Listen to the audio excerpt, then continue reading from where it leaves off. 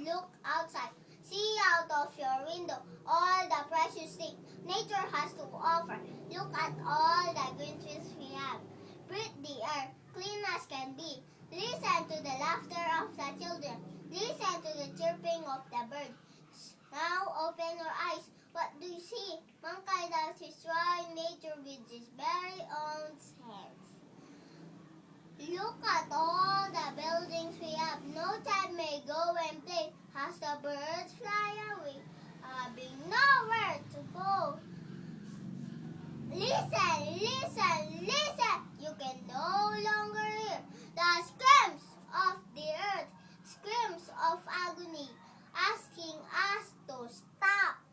All you can hear out of your window is noise.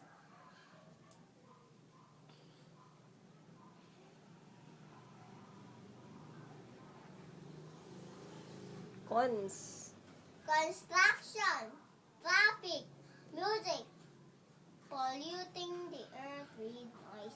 We are pulling the earth down into destruction. Have we not seen the horrible effects of this global warming? Have we not seen enough of this tragedy? Why do you still continue?